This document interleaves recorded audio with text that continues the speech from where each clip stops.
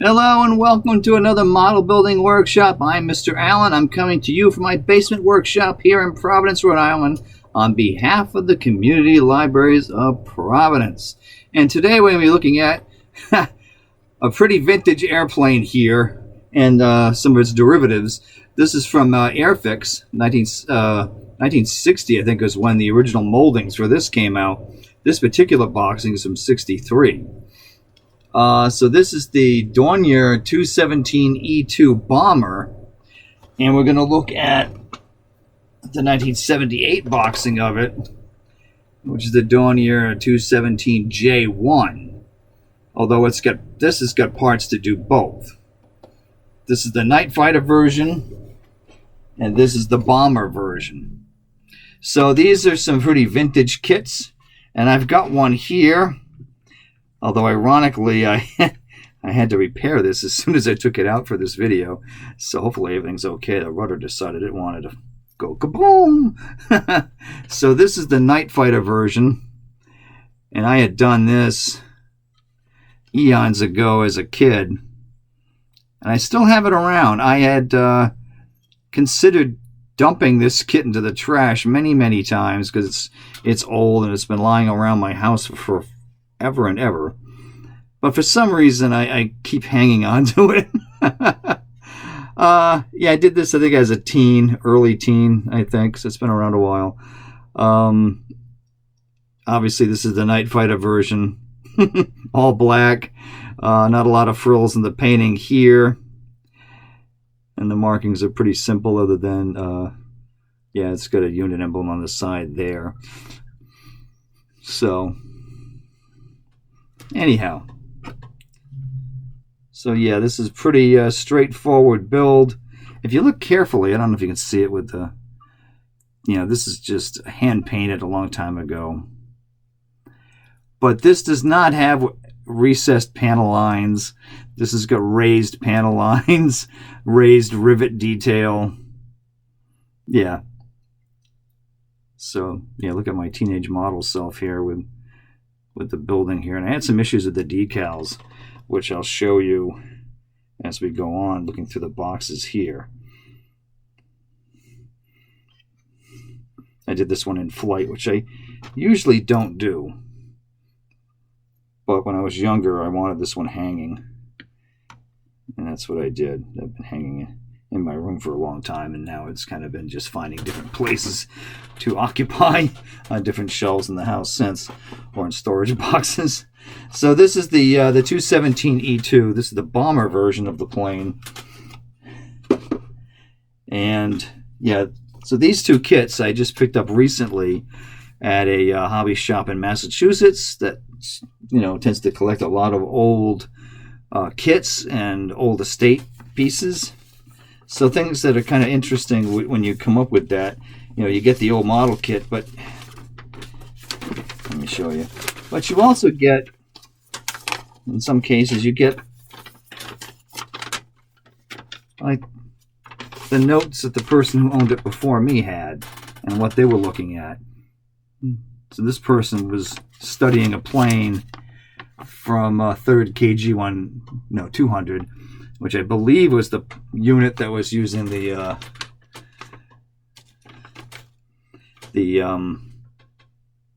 guided missiles, like the first guided missile use from an aircraft were on some of these planes here. So I think that's what he was working on, and we'll look at that more in a minute. Yeah, the guided bomb. So the Luftwaffe was, the German Air Force was testing those things out and eventually used them later in World War II. So it's interesting when you get someone's notes and ideas and what they were going to do. Although I feel kind of bad about that too, because I kind of wished the person completed it. But who knows why it ended up moving on to the shop. Anyway, so here's the decal sheet from then. Looks like it's in pretty good shape considering this is not exactly new. I mean, if we're to believe this is the 63 box and this is the 1963 instruction sheet, it's in really good shape if that's the case. And that's what it looks like. But who knows? Could be wrong. This one is just carrying two underwing gas tanks, extra extended fuel tanks, probably for anti-shipping duties. I don't particularly trust the color schemes here of having the top being completely just dark gray. I'm going to guess it probably had a splinter of a dark green. Yeah, saying olive green here. It probably would have been a two-tone German light green, dark green combo, which is what a lot of these were painted in. And there's some other interesting schemes that they came up with, which we'll look at in a second. Yeah, so that's what this kit was back in the day when they released it. It's got a little bit of history here.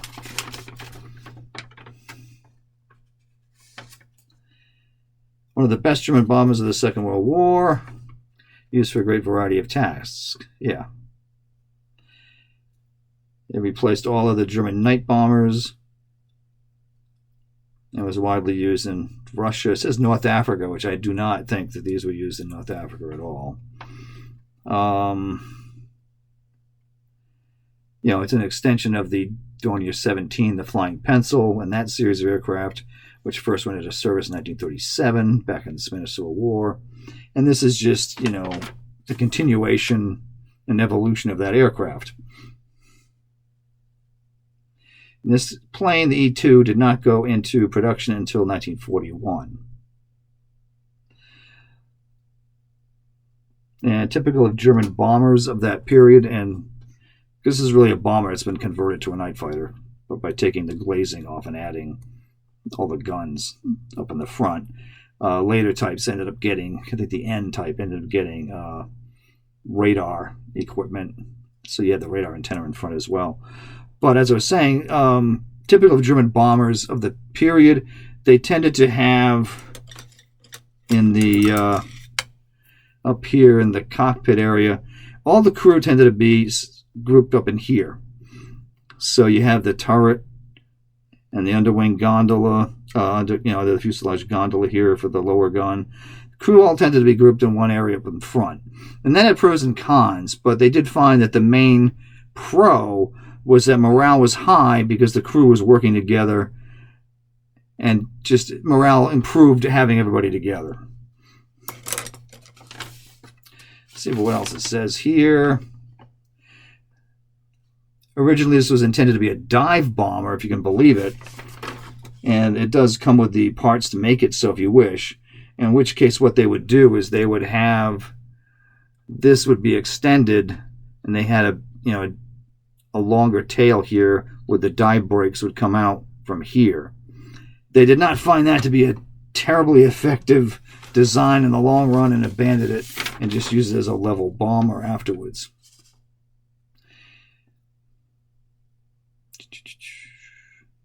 Yeah, it's got the BMW engines here, the radials. The 215 had inline engines, so it was a different configuration. So there's a lot of different versions of this thing, and we'll look at some of that in a second as well. So the internal bomb load was 4,400 pounds, although in some cases it could be increased to 8,000 pounds, and bombs could also be carried underneath the wings too. And the defensive armament varied quite a bit, but typical, it would have a 20 millimeter cannon, one fixed 15 millimeter cannon, and four 13 millimeter machine guns. That was the usual. So this is the old instruction sheet, which has a lot of text to it. And you can see here, you've got the options for, it's quite the blow-up diagram. But if you look at it, you'll see there's options for the extended tail, which has the dive brakes. Well, it doesn't give you a chance to extend the dive brakes, just a longer tail piece that would indicate that it had the dive brakes in it. It does have movable, posable flaps and rudders and all of that. You can adjust that if you want to, which is kind of interesting. Mine still sort of does that. I don't think these back ones do. No, the back ones are glued solid, but these wings, these flaps are still operable. So when you look at the pieces in the box here for the 217E bomber variant, and you'll look, I think you get a better indication here if you can see that these are all raised details. There's no recessed lines of any kind there, showing the age, and all of the rivets that you can feel, almost like braille. So that's how these old kits are. But the fun of building these kits, I just like the nostalgia of it. A lot of people have fond memories of building Airfix as a kid. I certainly do. And that's the appeal of still building these old kits, is that, memory of building them when we were younger. And in fact, if you go on Facebook, you'll probably see there's a number of Airfix fan pages and fan groups out there that still have a fondness for these kits. And of course, they still make kits today, although the moldings now are much improved compared to these old kits. But there's still some fun, I find, working on these things. Granted, other companies like ICM, for example, have put out newer versions with all new tooling and way more detail of these aircraft than this, because these are very basic by comparison to what's out there now. So that's what's in this box here. This is molded in the light blue, which is pretty good for the Luftwaffe light blue, actually. The decals in there have long since dried up, and there's a few shattered decals left in the box. I did order some on eBay. Got a nicer replacement set. Hoping these work, because it's one of the issues with building this one way back in the day, is that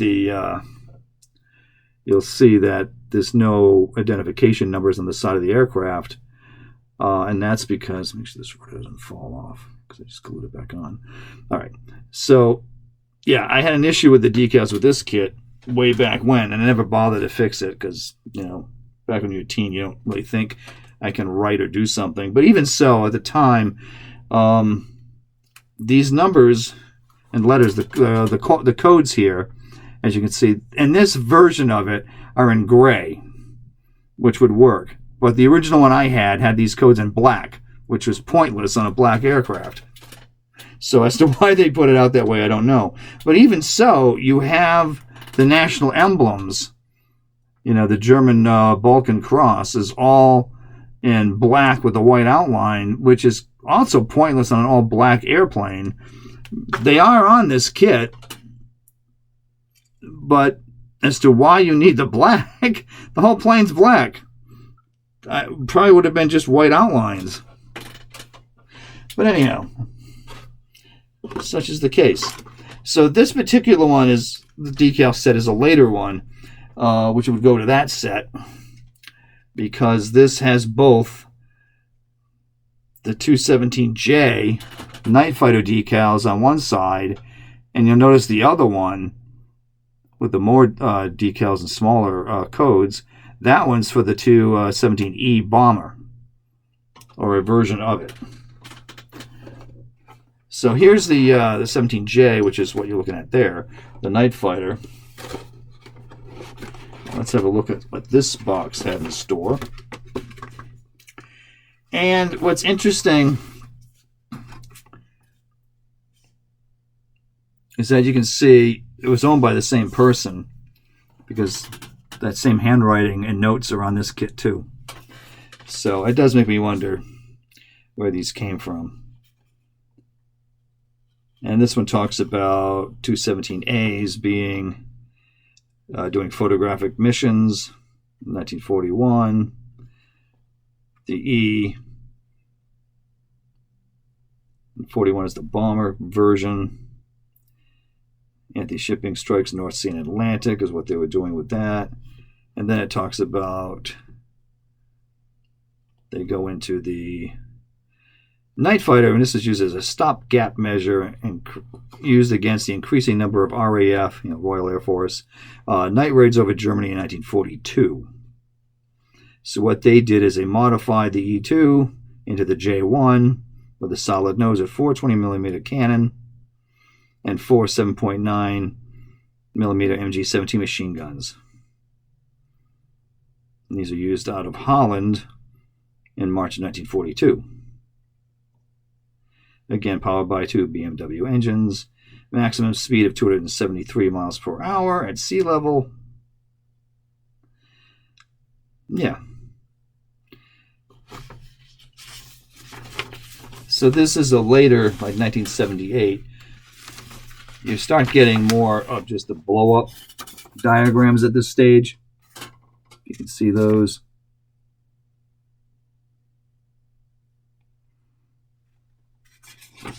So pretty much did away with the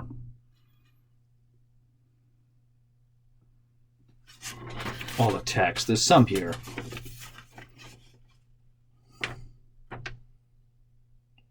And they try to be in 3 different languages. Looks like English, French, and German. But what notes are in here? Yeah, there are some notes in here about different types. Yes, it's more of an explanation on this instruction sheet about, if you want the extended tail for the dive bomber variants talked about here.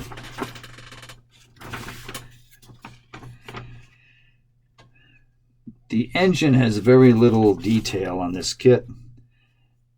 And you're going to have to forgive me, I don't like to show the German political emblems of the day, but they're on there, unfortunately. But 2 different versions. Again, the all-black version here, but you also have,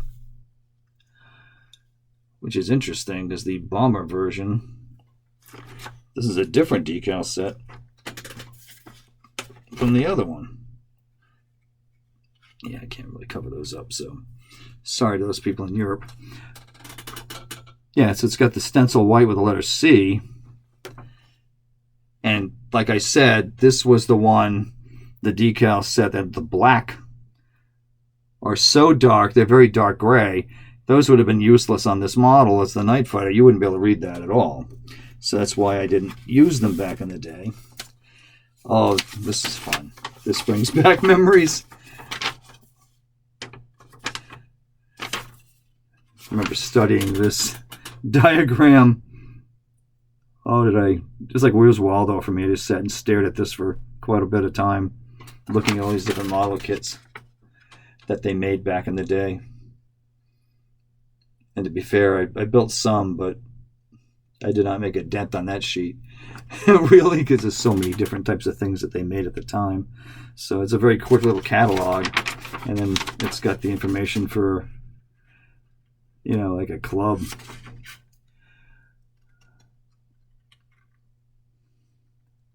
Oh, what is this? Oh, to get a catalog. Back then, it was available for only $1. Now, this is for U.S. Airfix in Waco, Texas, when they were there. So this says range for 1977. It says, "Wow, that's fun." Just an added bonus. And this is basically the same parts. It just has some extra stuff in it for the Night Fighter. It has the nose cone, as you see here with the guns. Try to move some stuff around here. But I did want to show you what the engine looked like. What you think I can do here? Basically, there she is. So that's the BMW engine. That's all you get. So, yeah, not terribly detailed. I think you can see it here. And my painting at the time isn't very good. I don't know if you can even see in there. But that's all you get. Luckily, the spinners are rather large, so you don't really get a chance to see much inside there anyhow. So, probably better off. Okay, let me show you some color schemes here. Again, we're going to use this great book.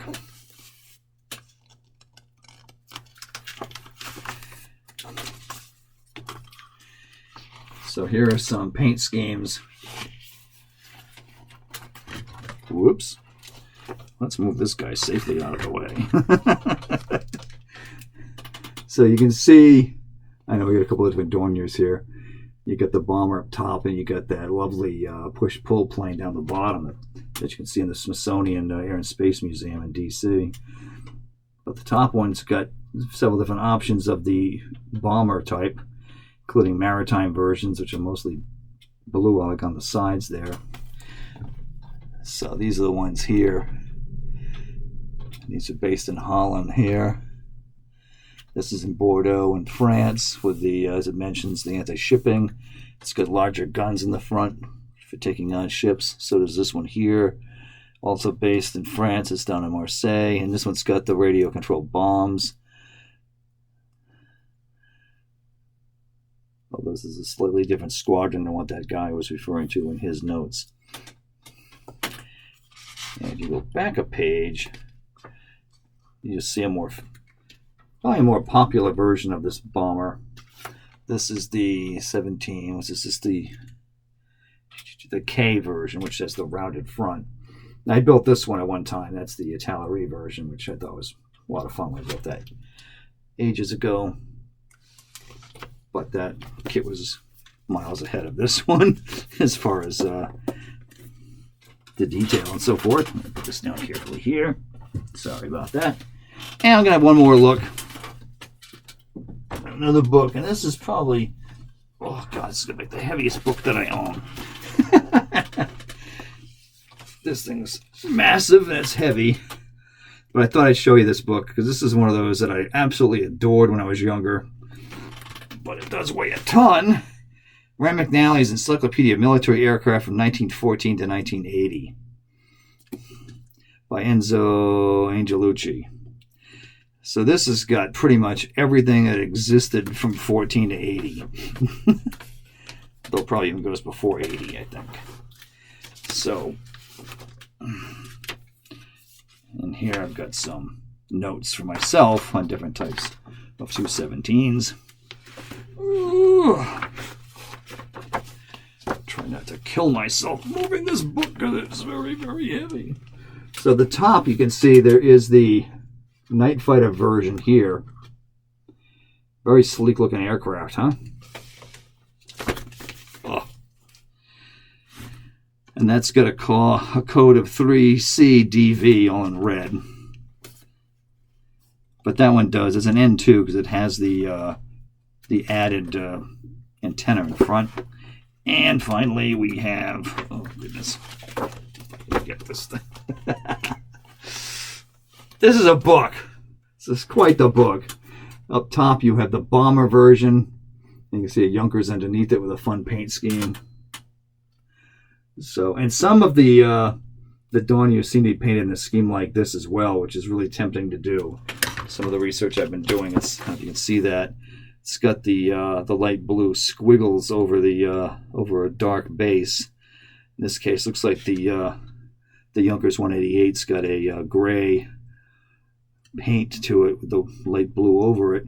But I have seen these 217s wearing a splinter dark green, light green, and then having the light blue added over it. And that's for anti-shipping, because that was a way of making like a wave pattern or reflected light off waves. It makes that kind of a look, which is what the camouflage was for planes that were operating at night over the water. Pretty cool. So that is a look at several of these different 217 variants from Airfix. And here's my old one from my youth. Can't say I'm really proud of this one, but it still exists. It's kind of fun to look at now. So, we'll see you next time on the next model building workshop. Keep building out there. Have fun, and we'll see you guys real soon. Bye now.